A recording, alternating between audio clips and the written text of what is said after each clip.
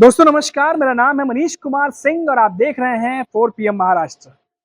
दोस्तों मैं बात करूंगा एक वीडियो क्लिप की। सबसे पहले वीडियो क्लिप बहुत सोशल मीडिया पे वायरल हो रही है और इस वीडियो क्लिप में दो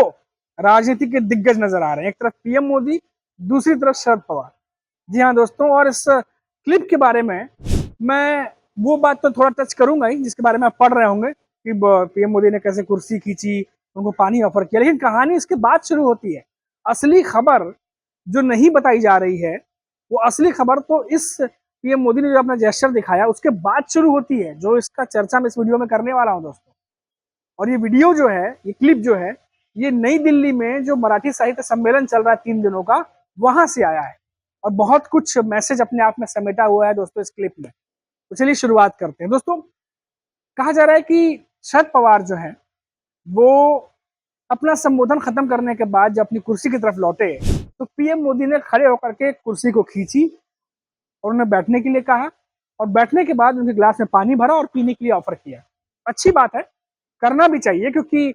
शरद पवार उम्र में भी बड़े हैं, अनुभव में भी ज्यादा जो है वो अनुभवी है। तो ऐसे में अपने से कोई बड़ा उम्र का नेता या अनुभवी नेता सामने हो तो ये जेस्चर होना भी चाहिए, जिसके लिए तारीफ की जा रही है पीएम नरेंद्र मोदी की हर जगह। लेकिन दोस्तों ये जो कहानी है,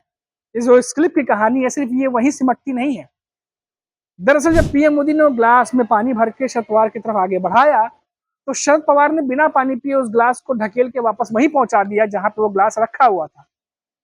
यानी उस पानी को शरद पवार ने नहीं पिया, एक तरीके से हम जो क्लिप में देख पा रहे हैं फिलहाल। तो पीएम मोदी भरे मंच से, पब्लिकली मंच से एक मैसेज देने की कोशिश करते हैं, अपना एक अच्छा जेस्चर दिखाने की कोशिश करते हैं, लेकिन शरद पवार भी एक मैसेज देते हैं कि अभी भी सब कुछ नॉर्मल नहीं हुआ है। अब दोस्तों यहाँ पर मैं थोड़ा सा आपको पीछे ले जाना चाहूंगा। लोकसभा चुनाव महाराष्ट्र में जब चल रहे थे उस दौरान पीएम मोदी महाराष्ट्र आए हुए थे और महाराष्ट्र में उन्होंने शरद पवार पर किस किस तरीके से टिप्पणी की थी, आपको शायद याद ना हो। याद होगा तो अच्छी बात है, नहीं याद होगा तो गूगल पे भी पढ़ सकते हैं कि किस तरीके से शरद पवार पर जवाबी हमला किया गया था चुनावों के दौरान। पीएम मोदी ने किया था, अमित शाह ने किया था, देवेंद्र फडणवीस और बाकी नेता तो कर ही रहे थे, लेकिन पीएम मोदी ने जिस तरीके से हमला किया था और जो शब्द कहे गए थे, मैं दोबारा वो सब शब्द नहीं कहना चाह रहा। अजीत पवार भले महायुति में हो पर उनकी भी एनसीपी के नेताओं को वो बात अच्छी नहीं लगी थी और कहा था कि इस तरह के शब्दों का प्रयोग शरद पवार के लिए नहीं होना चाहिए। और लोकसभा चुनाव में बहुत बड़ा धक्का महायुति को पहुंचा था और कई राजनीति जानकार ये कह रहे थे कि शरद पवार के लिए जो भाषा, जो शब्दावली का इस्तेमाल किया गया, वो कहीं ना कहीं नुकसान करके गया है बीजेपी को। क्या वही डैमेज कंट्रोल पीएम मोदी इस भरे मंच पर शरद पवार के साथ करने की कोशिश कर रहे थे?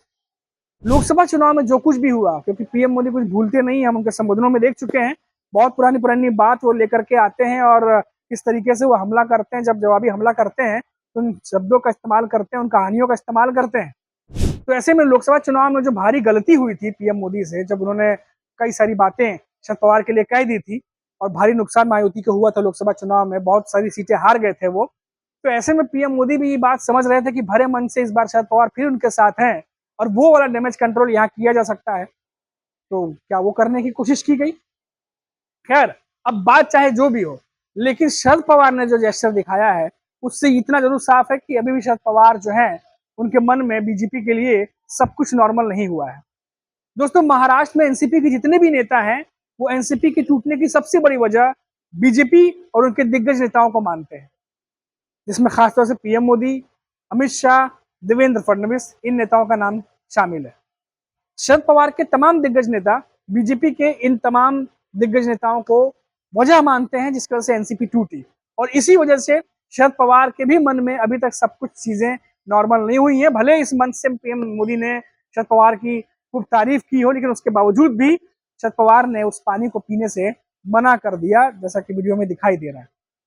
अब दोस्तों ये तो पूरी कहानी हो गई, जो तस्वीर सामने आई है उसकी। दोनों दिग्गजों ने अपने अपने तरीके से अपनी अपनी कहानी बिना बोले मंच से बयां की। और अब इसके बाद दोस्तों देखिए, क्योंकि शरद पवार जानते हैं कि आने वाले समय में निकाय चुनाव भी हैं और जिस तरीके से लास्ट टाइम जब वो एकनाथ शिंदे से मिले थे और एकनाथ शिंदे को सम्मानित किया था, उस समय तारीफ भी की थी एकनाथ शिंदे की, एकनाथ शिंदे ने भी शरद पवार की तारीफ की थी, तो महाराष्ट्र की पूरी हवा थोड़ी सी बदली हुई थी और उद्धव ठाकरे के जो शिवसेना के नेता, उनको ये बात पसंद नहीं आई थी। और शरद पवार कहीं ना कहीं ये बात जानते हैं कि एनडीए गठबंधन के लिए, क्योंकि अभी आने वाले समय में निकाय चुनाव है, बीएमसी चुनाव है, और इस तरीके से अगर कोई मैसेज एनडीए के भीतर जाता है तो एनडीए के लिए सही नहीं होगा, बल्कि बीजेपी तो चाहेगी कि इस तरह कोई मैसेज जाए ताकि अनबन हो। तो शरद पवार भी ये बात लगता है जो एकनाथ शिंदे के साथ जो मंच साझा किया था, उसके बाद वो थोड़ा सा समझे उन चीजों को। खैर, अब चाहे जो भी बात हो, लेकिन दूसरी बड़ी खबर जो आई आज पीएम मोदी से संबंधित वो ये थी कि आज उन्होंने जो दिल्ली की सीएम है, नई सीएम जो चुनी गई हैं, उनके साथ में उनकी पीएम मोदी की बैठक हुई है और रेखा गुप्ता के साथ में, और करीब बताया जा रहा है 1 घंटे 45 मिनट तक की मीटिंग चली है और दोनों के बीच में आगे किस तरीके से क्या प्लान स्ट्रेटेजी होने वाली है उसको लेकर बैठक की गई है। और 1.5 घंटे से भी ज़्यादा चली इस मीटिंग में क्या कुछ चर्चा हुआ ये तो सामने नहीं आया है, लेकिन महिला सम्मान जो योजना है उसको लेकर के ऐसा लग रहा है कि बीजेपी दिल्ली में कुछ बड़ा अभियान चला सकती है, क्योंकि अभी अभी सरकार बदली है और अरविंद केजरीवाल की तरफ से लगातार जो उनके नेता हैं वो सरकार पर निशाना साध रहे हैं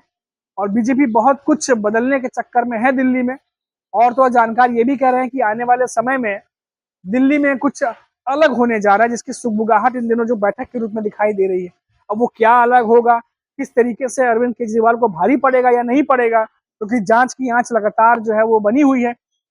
और ऐसे में जो बैठक हुई है उस बैठक से चर्चा गर्म है कि आखिर 1.5 घंटे से भी ज्यादा का वक्त जो मीटिंग में गया है, इन किन बातों पर चर्चा हुई होगी। तो ये भी आज जो है वो बड़ी खबर निकल के सामने आई है।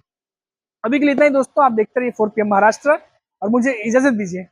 नमस्कार।